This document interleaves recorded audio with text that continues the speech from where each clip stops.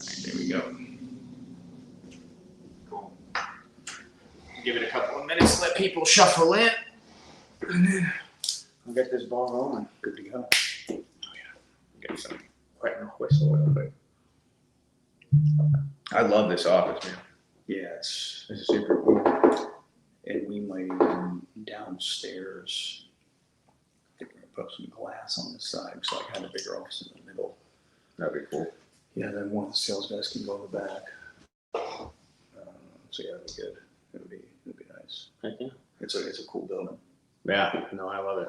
But all right, everybody. So if you guys are shuffling in right now, we're just gonna give it like one or two, actually probably 30 seconds, another minute maybe, to let people really shuffle in, because this is going to be a really good interview. I want to make sure that I give people time. I know that it's kind of the middle of the day. You guys are probably going to be going on lunch here soon, and we'll be able to rewatch it later on in the day.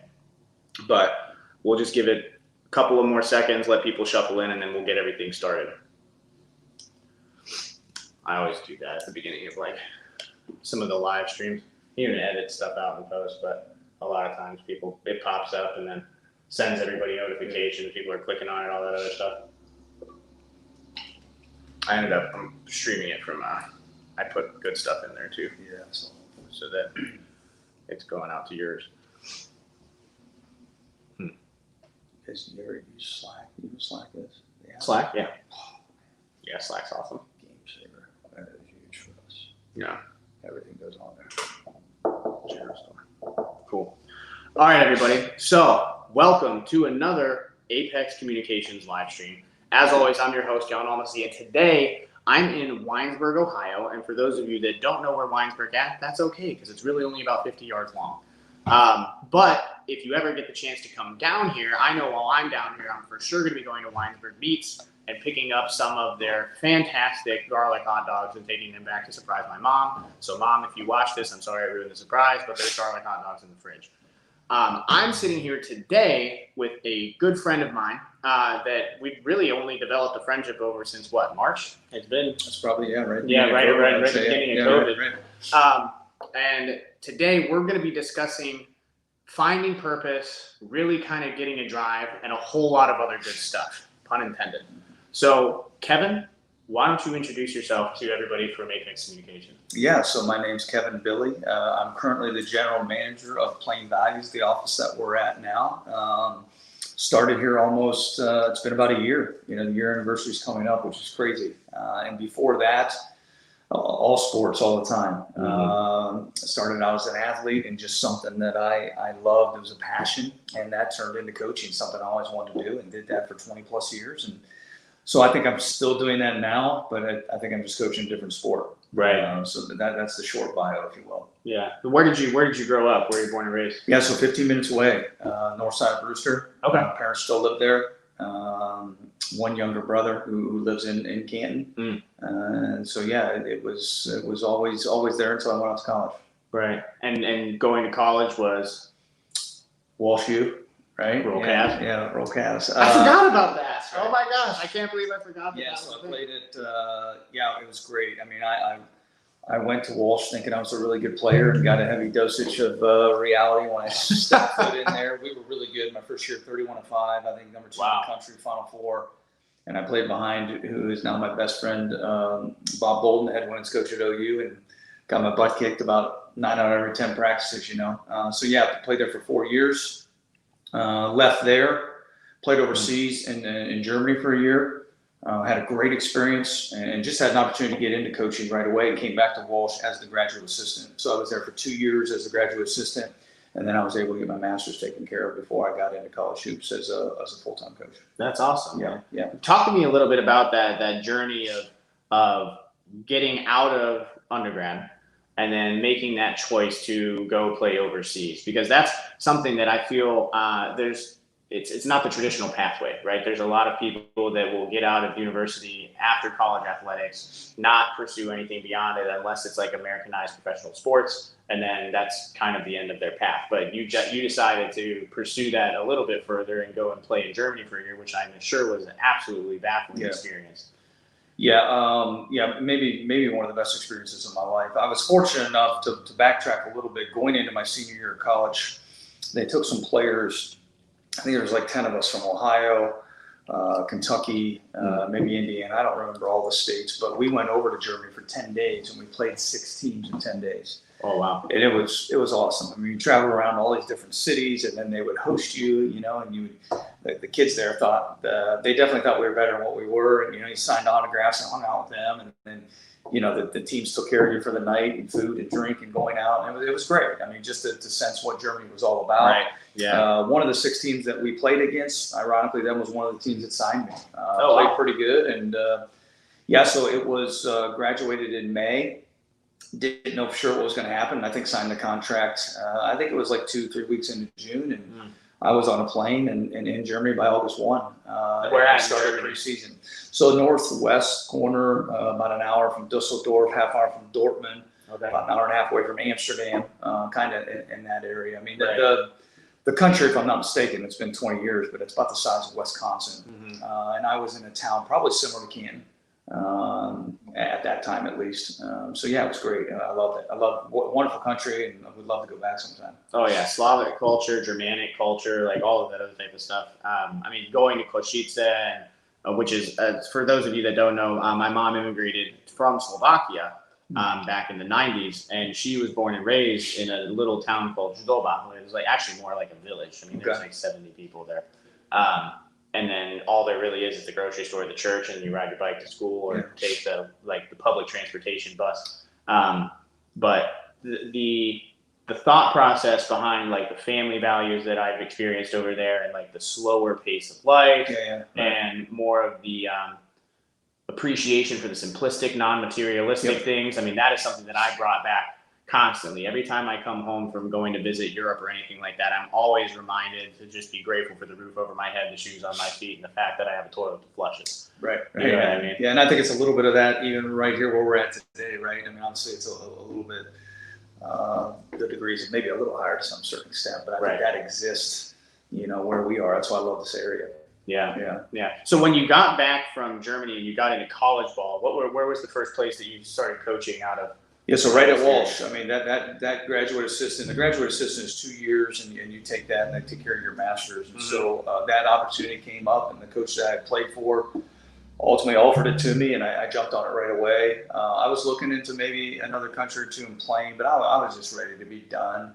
I hopped right in. And in hindsight, I enjoyed it. It was a great experience. I always would have wondered what it would have been like to go somewhere else and get another philosophy or get another angle or approach to things. That was probably the easier, comfortable thing to do, especially knowing all the teachers who would let me skip class and everything now. But it was good. It was really good, and I always value Coach Loy, who's actually passed, and then Jeff Young, who is the current coach now. What they did for me in my career there, and Coach B as well. I mean, those guys they made me a better player, but man, they made me a better person. And so I owe a lot to them at Walsh. Now, I think that's an interesting way that you phrased that right there, right? You said they made me a better player, they made me a better person, right? Now, when we're talking about like finding your purpose in coaching and kind of getting into that realm and growing, I mean, it's kind of like or whether the chicken or the egg comes first, right? Is it becoming a better person makes you a better coach, or becoming a better coach teaches you to be a better person? Is it all kind of interwoven? Why do we talk about that? Yeah, that's great. I don't know that I have an answer for that or what's right or wrong. I think it just depends on what fits you individually, and then how you're going to approach that. And then I think the development that you have as a person. I sit here today as a 43-year-old, and I feel bad for the kids that I coached when I was 22, 23, that they got that version. But I guess sometimes it's better to know what not to do than what to do. But I think my focal point was always on, those kids. And that, when you came to college, I would always tell them it's not a 4-year decision. It's a 40-year decision. I'm sure you can relate to that, right? And so while there's all these experiences and while they're going to class and so on and so forth, the one thing that I controlled was those 4 walls in the gym, what went on there every day. And then of course, what reached out there. And I think that everything that we were preaching to them was all applicable then to life. They probably just didn't know it at that time.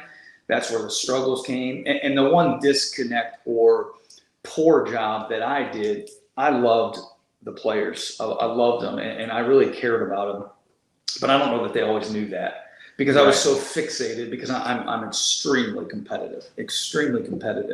And so I was always fixated on the results, the wins and the losses. And so those were the things that were driving you, whereas now I can step back from all of that, start down here with a foundation of personal relationships, and build from there. But I think we all go through those patterns and make those mistakes and screw up to realize, this is really what's going to make you more successful as a team, is if you can start here. So that's where I would go with that. Yeah, no, everybody's got to fall off of the monkey bars, or I guess in basketball, they got to shoot a couple of air balls, to realize that they need to go out back and shoot a couple of 100 threes if they want to get back into the game. Now, I was a wrestler all the way through high school, right? I was taught to keep my feet firmly planted on the ground at all times. I have zero hops whatsoever. I can't shoot a ball to save my life. But if there were some techniques in basketball, because I've listened to a lot of your interviews, right? There's a lot of things and techniques and strategies inside of basketball on the court that I think really do relate to life. And is there anything that you can think of as far as analogies that you guys use in basketball that kind of back and forth when you're trying to teach those kids about life while also teaching them about ball? What are some of those analogies that you guys use inside of that sport? Yeah, boy, we could talk about a ton of things. To me, right off the bat is mindset. I think everything's a mindset. I do. There's nobody that's going to convince me otherwise. Whether it's going through a pandemic, a struggle, whatever it might be. And I think that leads to resiliency. I think that people that are hardwired with a mindset, and they have a standard, right? They have a standard of how they're going to do things, and they're going to execute those things day in and day out. Right. It is hard to have the daily discipline to do certain things over and over and over and over again. I preach that to our 3 boys. I don't care if it's Steph Curry. He's doing the same ball handling drills my 13, 11-year-old are. He's just got the ability to do them over and over and over again, not get bored with that part of the process. And I just think that the high-level achievers, along with that mindset, they're able to persevere, and then they're able to be resilient. And so that's something that, you get knocked down. I think when I was younger, I would get knocked down and being so competitive, I'd get back up. But I kept running into this wall. Whereas now I'm getting knocked back down. I'll sit there for a second and try to, hey, what is this? What do I need to learn here? What does God have in this for me? Whatever it might be before I get back up. And so I think that's where that growth occurs. And I'm very big on, just I could keep going on, but I know another thing that I've morphed into my life is control.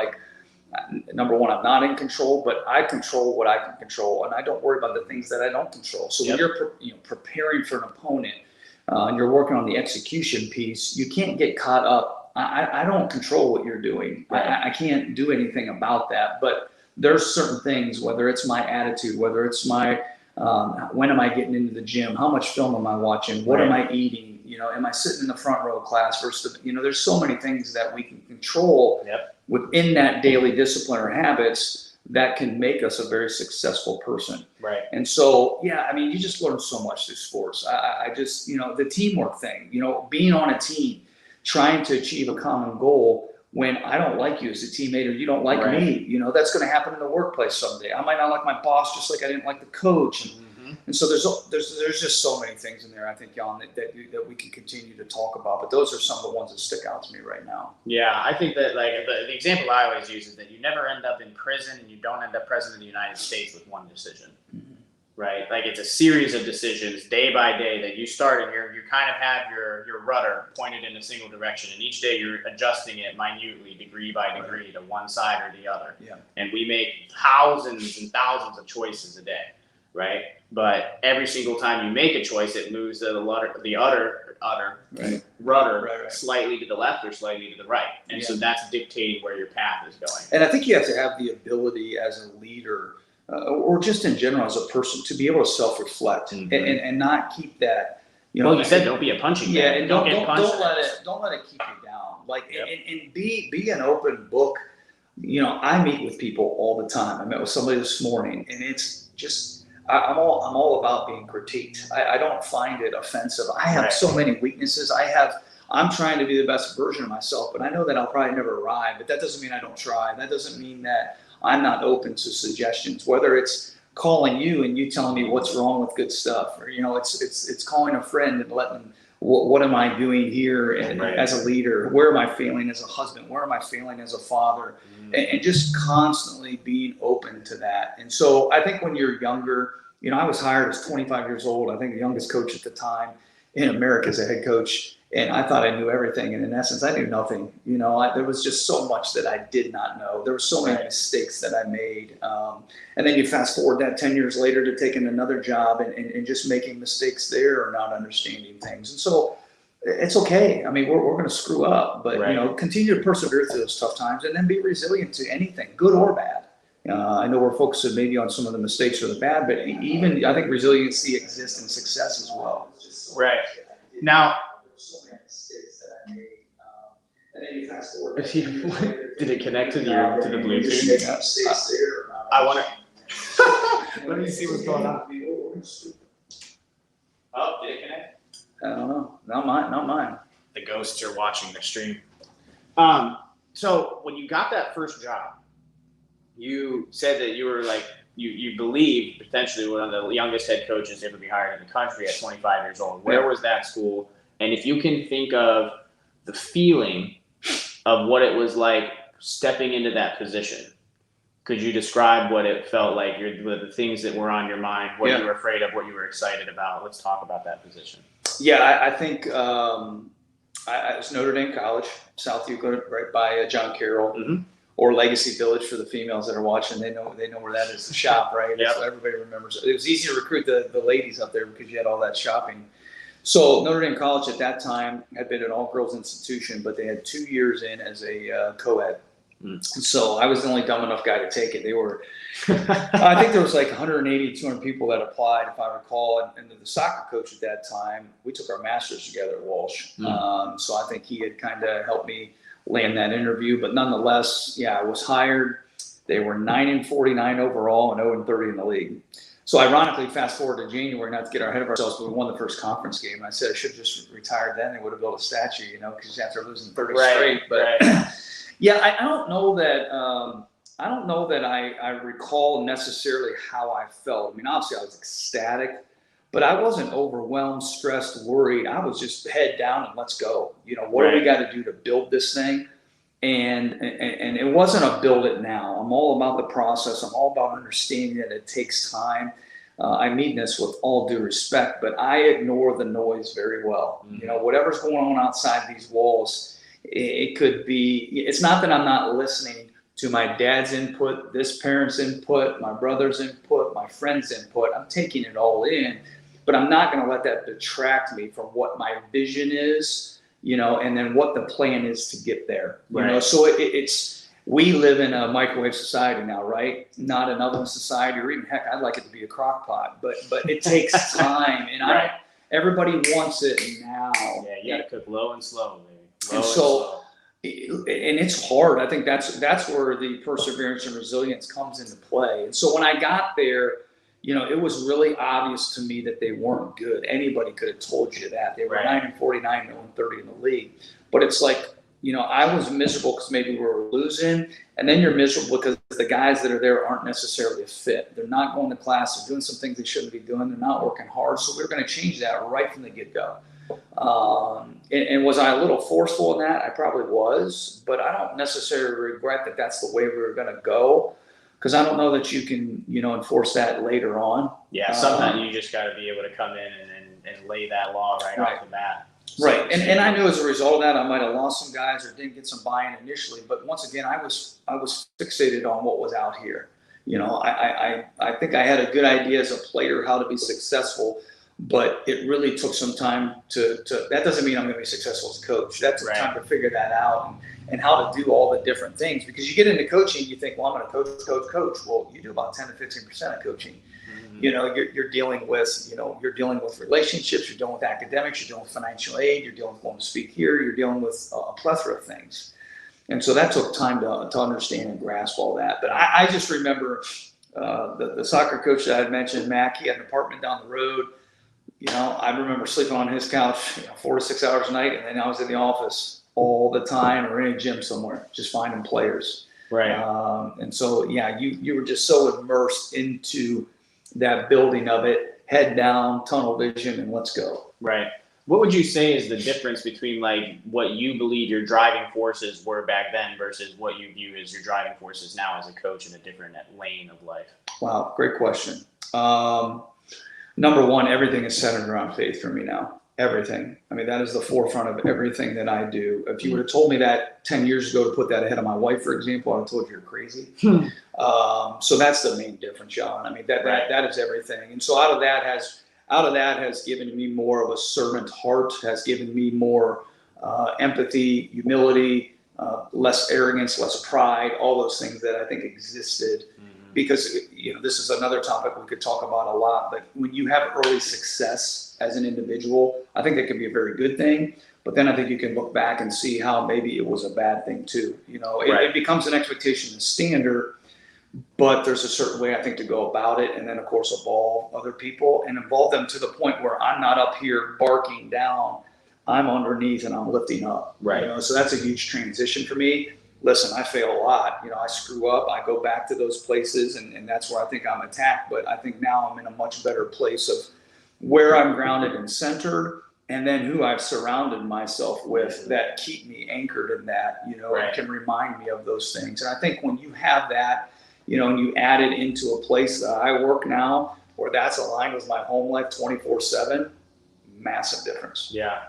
Yeah. No, I think that when it comes to the ability to self-identify, right? You have to be able to have some type of baseline to gauge that against, right? For some people, it's just ethics. For some people, it's basic morality. For some people, it's Buddhism, Hinduism, Taoism, Catholicism, Christianity. It's faith in general. But they have this underlying natural line that this is my reference point. So this is where I've existed previously. This is the the optimal existence. I'm never going to reach optimal, but if I use this as my baseline, I can get pretty dang close. And I think within that, obviously we're learning new things about each other today, and we'll continue to do that as our relationship develops. But I got a great deal of appreciation and respect for you and everybody else, because you've got a story, but you've also got a struggle. And I'm not here to condemn, to judge, any of that.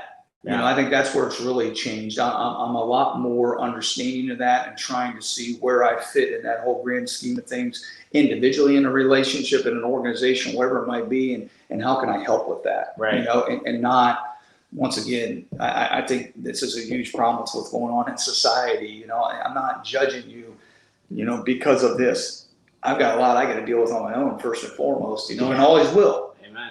And so that's where I think I'm more mature in those areas than I was before. Right. Yeah, and I mean, just talking about struggle in general, we connected when the entire world flipped upside down and everybody was struggling really hard. And you are actually a mentor to a good friend of mine, Mike Eversole, because after coaching in the collegiate level and everything like that, you were the head basketball coach at Fair Hills High School. Correct. Where Mike played, maybe didn't play, kind of played a little bit. Right.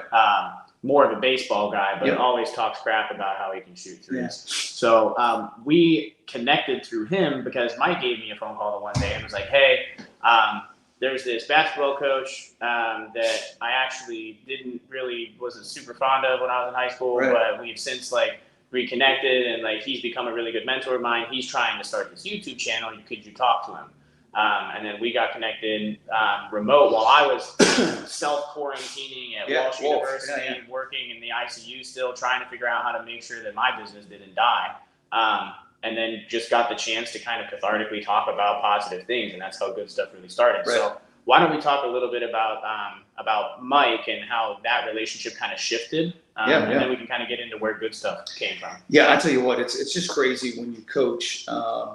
You never know what impact you're having, positive or negative. Right. And I was really okay early on. If they wanted a friend, they could have went to the assistant coach. Where I know if I coached today, it'd be a lot different. I would probably be more of a friend. At that point, somebody told me, you can tell if they like you if you get invited to their wedding. But I think you got to get in a lot sooner than that nowadays, especially with kids. And so, but I was always okay, kind of going back to that noise. If you didn't like me, I was more concerned probably about if you respected me and if you going to buy in and do what was asked of you. Right. So you said it, and I mean, and Mike would tell you this.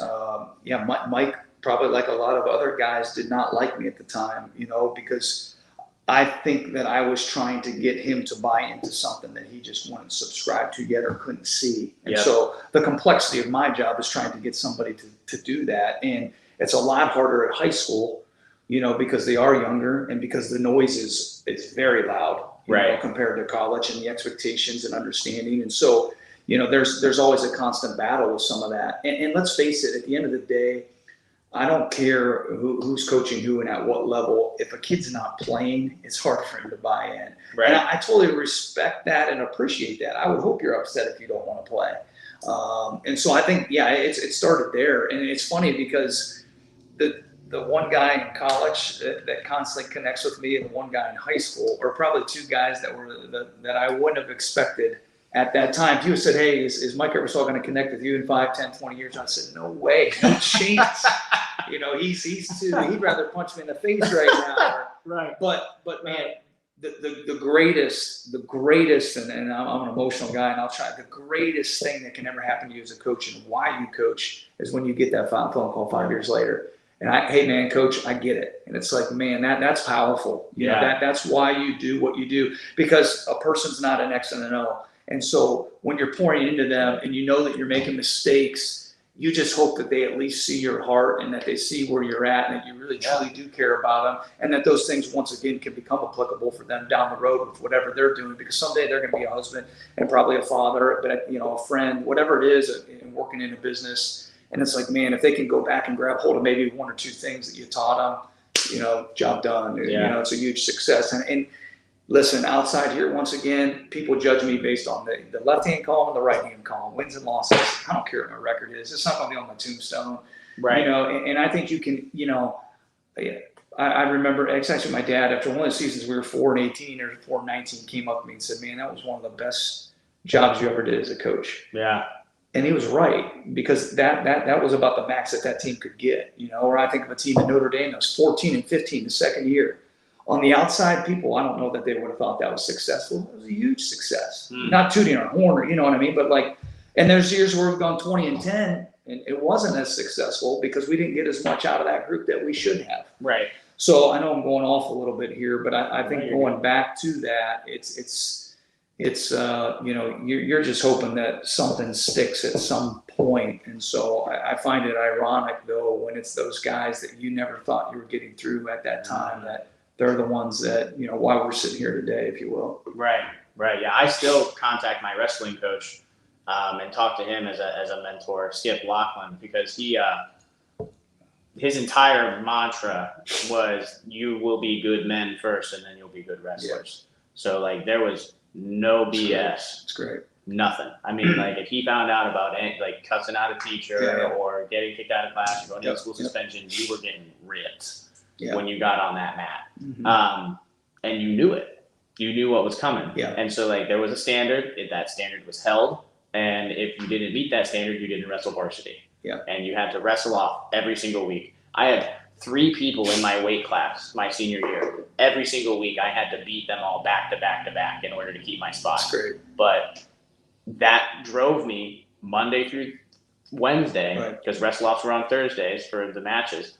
I was like, Monday through Wednesday, I'm hustling. Yeah. Saturday and Sunday, I'm running, I'm lifting, I'm doing whatever else, because once I earned that spot, there's no way I'm giving that up. And you're not necessarily a fan when you go through that. There's pain, there's discomfort, there's failure, there's all, and then you've got this person that's driving you, because I think ultimately you got something inside you as a coach that I need to bring out that you don't know is in there yet, right? Yep. And so that's where I'm going. There's a plan, there's a reason. Even the days that I would try to get under your skin on purpose, and I look at it now on the flip side. Of course, another transition for me was when I became a parent, right? Because when I yelled at a kid, I now knew that he was your kid, and I didn't have an understanding or appreciation of that before. And so it's hard. I think as a parent, our oldest is in 8th grade. Just this last week, there was 2-3 days where all of a sudden couldn't hit a golf ball. And I was hard to sleep at night. It's hard to, so I get it. I get when a coach is, but I also, am supporting that coach, and I'm also backing them, and I'm also knowing what that's going to do for our son in the long run to go through that entire process. Yes. So it's not easy to watch that with the ones that you love the most and you care about the most. And it's not easy to understand a coach, and it's not easy, but to be in their shoes. But like football, basketball, like everybody sits in their recliner and has a better idea how to do something than that coach. Oh my now, gosh, golf and track and so those are the best sports to coach, because you show up and if you shot a 39 and I shot a 43, you're playing, right?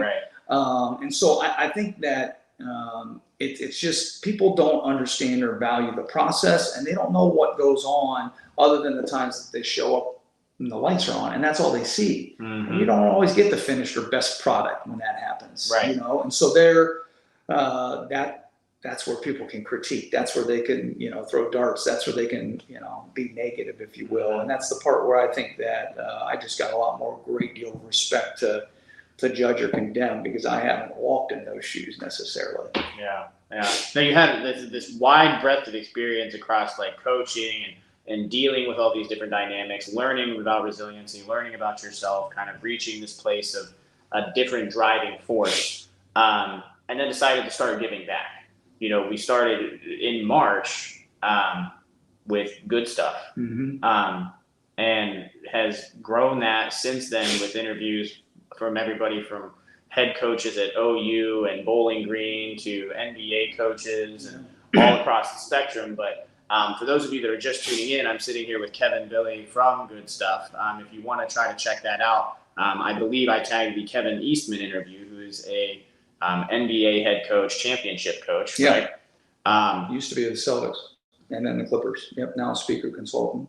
Yeah, and so that interview is phenomenal. I believe that's the one that's tagged in the comments. If not, forgive me and click on whatever one is tagged in there. But why don't we talk about what happened that caused that shift? Because putting yourself behind a microphone and a camera is scary as heck. So why? Yeah, I am all about adding value or impacting others. And I think that's what I've always been about, just maybe not seeing that as clear. Going through a transition that I did at the school I was at, having, I had neck surgery, a really challenging experience. When you sit around and you're on medicine and then all these things and feel like you don't have much of a self-worth at home and others to provide to people, and then go through a tough transition, I think that's where you really have the chance to practice some of the things you preach. It's one thing to bark it out, it's another thing to do it, right? And so that experience occurred, and then I walk into a situation where I'm at now, which I mean is it's the best thing to ever happen to me in terms of where I'm at and the timing of all that. But right as that was about to happen in October, after that, all that year that I was engulfed in and all those things, I thought, man, I'm gonna go away for a couple of days on my own and take some me time. And so I connected with Brad Stevens at the Celtics, and I went up to Boston for 3 days, never been. And I went to Celtics training camp. I thought, man, I'll just get in the gym. That's my safe place, and I just want to pay attention to culture. I just kind of want to get away. I went to Harvard, I went to Boston U. Took a former player, coach, and now probably a best friend too with me, and just got away a little bit. And as I'm sitting there, it's like, man, I'm fortunate, and I don't mean this in an arrogant way, but I've just been around a lot of high level achievers, and it's like, what can I do in my life with the people that I know, the places that I've gone, and just flip that and provide, maybe some content that impacts you as a person, whatever you need right now, that adds value to you in some capacity. And so after thinking about some of that, and then I came back, and then I got engulfed in this job, and it started going, and it's a fire hose of information trying to learn. And then COVID hit, and it created an opportunity, and it created a lot of accessibility to people, right? And so it was texting, I think, like 5 people right off the bat. Hey, I'm going to do a Zoom call. You want to come on for 30 minutes and let's just talk, good stuff. It's something I always say, and I guess everybody would define differently, but let's just talk some good stuff and have a conversation like we're having right now. Yep. Didn't have a plan, didn't have a website. I didn't have anything except for a computer and an opportunity to interview. And I think that is probably the one thing that I would tell people. How many people have so many ideas or have so many things, but they're taking so much time to plan and prep, and the only one that they're doing that for is themselves. Right. Just start. I mean, just I remember one of our first phone calls was just like, dude, just go. Just do it. Yeah. Get on the Zoom call, and I was like, it's gonna be awkward. It's gonna be a growth curve. Yeah. Like, I go back and I listen to the first 5 episodes that I recorded on the podcast, and I'm like, it's terrible. Yeah, right. But it's beautiful though, because you can go back and look, and you're like, wow, I'm a completely different human 60 episodes. Well, had you not done those first 5 even to begin with, or anyway, how are you going to get to the point where you're at now, right? No, it's just continual growth, and once again, living out. That's probably where I'm the biggest. I'm my biggest critic, because I am a hypocrite in the sense that here I am a coach and I'm telling all these people to do all these things, yet I'm not doing it myself. Right. And I think that goes back to self-reflecting once again. But then you get on this Zoom call and I had 5 set up. I'm going to do one every day. We don't know where it's going to go. Well, then another one popped up of a fairly big name. It's like, well, let's inject him and push this guy back, and let's inject her and push him back. And yeah, I don't even know how to put into words, talking to Mike Lombardi, who is the GM, to Tim Kite breaking his cancer news on Good Stuff, to all these people. I mean, they add so much value, I think, to people out there. I don't know who, I don't know how many, but I don't get caught up in that. Right. Because I don't control that. Right. I'm just so respectful of the power of one. And when I run into people that I don't know, or that come up to me and tell me they watched it, it's man, I can't describe to you the feeling. You know what I mean? It's almost overwhelming, and it's awesome. I mean, so I don't know where else it's going, but you want to talk about being placed in a situation where God's given me all the tools to make good stuff happen. I don't know the first thing about editing. I don't know the first thing about sound, lighting, microphones, thumbnails, logos, and here I am at Plain Values. Insert all these people who are ridiculously talented at all those things. Right. And it's been nice, I'm sure, for them to do it to enhance their skill set, and that'll be for another time here too. But they do it willingly. They do it, without even budging, and they've been all into that. So without them, this is nothing. I do the easy part. I sit on and talk to somebody, and from there I post it. That's what I always say, but like that team of people, and Marlon here is the owner, allowing that avenue to take place. Yeah. None of this would happen without any of them, and so that's very commendable as well, that they're now as much of a part of it as I am. You just don't see them on the screen, right? Right. And I always tell people that, like, when you come on as a guest, right, everybody always, and I don't know if you experience this as the kind of the host of Good Stuff, but when people come on to the Apex and they're a guest on the Apex podcast, they're like, oh my gosh, you provided me so much value. That was so cool. I'm like, are you kidding me? Right. The whole reason why this even exists is because you're willing to sit in that chair. I was like, you're the one providing the value. I'm just the monkey clapping the cymbals together, asking the questions. Yeah. Right? And I think at time, it takes time for you. We've talked about this. It takes time for you to morph into that seat, right? I'm a very detailed, let's get this done throughout the course of the day. So I might sit down with my 12 questions with you. It's like, I got to get through all of them.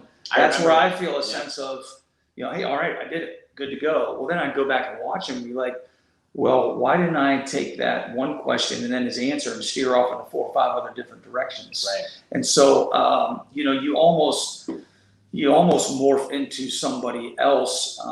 And then there, once again, advice from other people that they've given me in terms of what my role is and how they needed more of me versus the balance of all those things. And so, I think you just, you hope to be better in your next episode. And then when that's over, you're better in your next episode. But you just keep going, and you don't get caught up in maybe, hey, where did we screw up on a thumbnail, or where did I screw up a question, or I forgot to share this post, or I missed the opportunity to do that. Like, the beautiful thing about the internet is that it never goes away. It's just going to pop up. And that's the gift and the curse, right? So you have the ability to take content from the archives and redo it and everything like that. I think that the biggest thing, back to the interview style and the question, what I've seen as far as growth from you from day one, when we were talking about, you're like, okay, I was like, all right, pitch me like what your idea is. You're like, well, I got this question I'm going to ask him, and then he's going to say this, and I'm going to ask him this question, he's going to say this, I'm going to ask him this question, he's going to say this. I'm like, scrap that. Yeah, right. Right? Because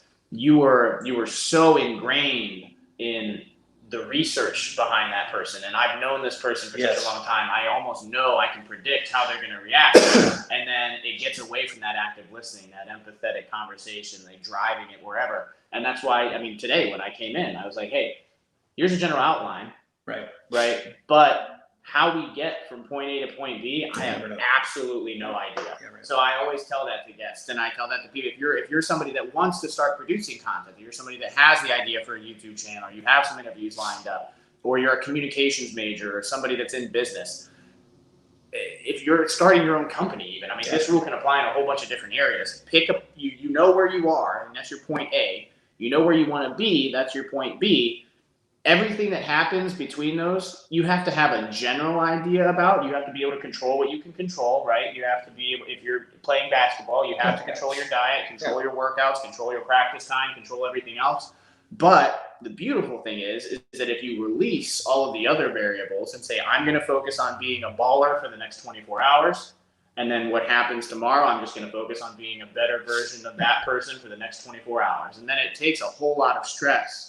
I think you just reach a level of peace. But you got to have a vision. You got to have a plan on how to get to that vision. But you also have to be respectful of not only the process, but then you might have to pivot. You might have to make an adjustment. We all did. We still are. Yeah. And it's like, once again, a weakness of mine with that empathy is people right now that are using this as a crutch or an excuse to not be able to do those things. Or like you just said, like point A to point B, but don't worry about all this other stuff. Nobody has ever called me, if I mentioned earlier, maybe I'll mention it again or for the first time, nobody ever called and said, man, your thumbnails are terrible. Right. Where's your website? I don't have a website.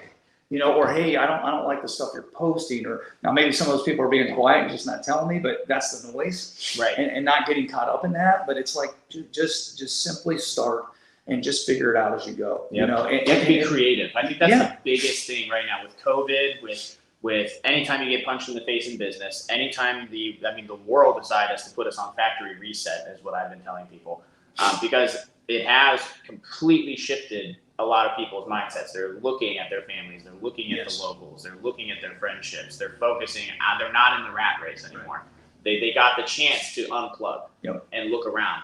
But you can either use it as a crutch, but the two words that I've been preaching to people is adaptability and creativity. Yeah, love it. If you can marry those two things together and you can try to adapt and be creative, that's what makes it fun. This is all just a giant chessboard right now, right? The world is your oyster because everything got factory reset. Right. So you have the ability to go out, and if you can be creative and come up with creative ideas and plans and everything, you got nothing to lose. And I think probably one thing that bothers me, Jan, is as a leader, I don't know where it ever became wrong for me not being able to screw up and then admit that. Yes. Like, I think that goes to that grace and mercy that we extend to people.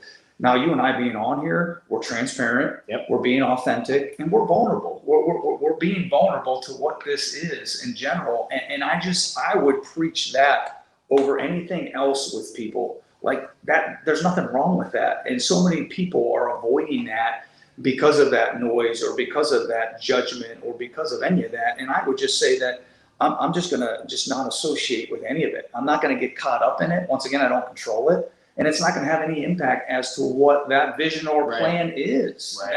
That isn't, there's always going to be somebody who doesn't like me, who doesn't agree with me. That happens in my own house a lot. You know what I'm saying? So, I think those things are, you surround yourself with people. And how funny is it that we started this process in March, and now you're aligned to some people down here, obviously the GPS thing and it's an amazing symmetry then, Well, and it all happened, I'd say, blissful serendipity, right? Like connected through a former player of yours that didn't like me at the time. Didn't like you at the time. That was not the one that you would expect to reach out to you 5 years later. Reached out to you in the middle of a global pandemic for me to help you start a YouTube channel that led to now multiple beautiful relationships in other areas. And like all of those variables that had to line up in order for any of this to happen is the only way that I describe it to people is the blissful serendipity, right? And the one thing I was thinking of when I think there's a lot of people, it's not so much motivation that we lack, it's clarity.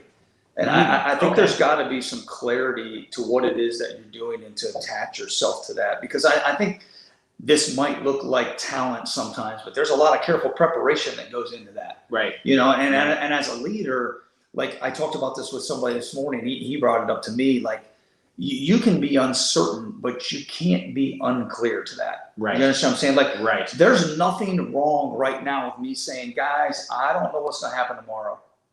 I'm certain of that, and I'm being clear to what that is, and I think people, and going back to the couple of things I just touched on, the authenticity, the transparency, the vulnerability, the sitting around a table like I had to do a week down here ago and say, hey, stop, I screwed up, shouldn't have said that, doing those things, yes. Yeah. I think just gives you an opportunity to be, once again, more at peace with things in your life, to have greater relationships, to live life the right way. The ultimate form of being human. Yeah. I mean, that's what it breaks down to. Right. No, we are just trying. Some people, I think, are trying to live to a standard that is other people are establishing that for you and an expectation. And right. I don't think we're doing that. We're creating our own standard expectation. I know who I'm doing that through every day. Right. I'm good with that. You know what I mean? Once again, I've got my struggles. I deal with failures. I get in a fight with an 11-year-old no different than any other parent does. So, but like, I don't want people, to, I guess, I don't want people to not be able to feel like they can't screw up and they're going to constantly be, thrown under the bus or, right. To hold them accountable to something that it's not fair. Yeah, it's probably something that touches my heart a little bit more now. And I think a lot of leaders just need to be respectful of that, especially for people that are beneath you. I mean, personally, I think a title is good for about 90 seconds, and then the work begins. Yep. I always say that about awards. Awards are given to you for past achievement. Yeah. Not for future dictation. Yeah, like right. You shouldn't be taking that plaque and beating people with it because you won something that was 2 years of past performance. Nobody cares, like, as we're doing this today, if we would have brought all our trophies and sat them on the table, right, exactly, which I think when you're younger, that gets attached to the resume and you think that means But it's something. okay. It's okay to feel good about that kind of stuff and take that and be like, wow, I recognize that achievement. Because some people, I mean, I do a lot of outreach, right? And everybody's like, oh, you're so altruistic. And I'm like, no, that's not altruistic. It feels good to help people.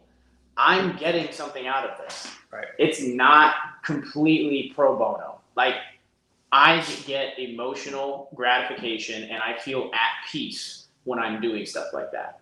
So it might not be monetary compensation, but understanding that one of your driving forces is not doing something without the expectation of something in return. I'm doing something with the expectation that I'm going to feel at peace in return. And the thing about that, the same guy that I was referring to this morning a month ago sat down with me at lunch and he said, Kevin, that is one of the greatest forms of leadership that you've reached. It's sacrificial giving. Like, we haven't made a dime on good stuff. I'm not gonna, it's cost more to do some of those things. And I think that's what it's all about, pouring into other people. Right. And what people don't realize is it's no different here. Every Monday morning we have a roundtable for an hour and a half. And there's a lot of businesses, there's a lot of sports teams that they come up with so many, I don't have time, I don't have the money. You make the time for the things that are important to you, and you pour into people unbelievably, like to the umpteenth degree, and you create an environment that they never want to leave in. Because then they buy in, and then they're aligned in that vision, and you're walking with them. You're not above them. You know what I mean? Once again, and I think that just creates. I just think that creates a winning culture. It's a loosely used term, and people want to put it up on the walls and say all those things, but then they don't want to live it out. And they don't want to pour into their people, and I just think that's a common mistake, but I would tell people to shift that as much as possible, whether that's at home, whether that's the workplace. You got to do that. Yeah, I agree. Yeah, I agree. Well, so we're going to wrap this up, but if you guys would like to see Kevin on another interview, go ahead and shoot us a message, because I'm sure that there's plenty other topics that we could cover for hours and hours. So if you guys want to see Kevin on another interview, go ahead and shoot us a message and give us a topic, something to talk about. Maybe something that we talked about during this interview that you want more expansion on. I'm sure that if you guys want, you can go to the Good Stuff page on Facebook, which is tagged inside the comments. and watch some of the other videos that he has put up with these amazing coaches across a very wide breadth of experience, male and female, and getting all of these pieces of advice on building culture and leadership and using athletics for life and all of these amazing things. I mean, I know I personally listen to almost every episode. There's a couple that I haven't gotten a chance to listen to, but I try to take all of those applications and apply them in my daily life. So if you guys do get the chance, make sure that you go over there and check that out. Kevin, thank you for being on the live stream today. I mean, this has been a phenomenal experience coming down, and I think now we're going to go try to grab some lunch in Winesburg. So. Beacon Cafe. Cool. Yeah, we'll do it. Hey, thanks again, man. It's been great. Appreciate it. Always. Yeah. All right, guys. Until next time, I'll see you on Apex Communications Network. Good stuff.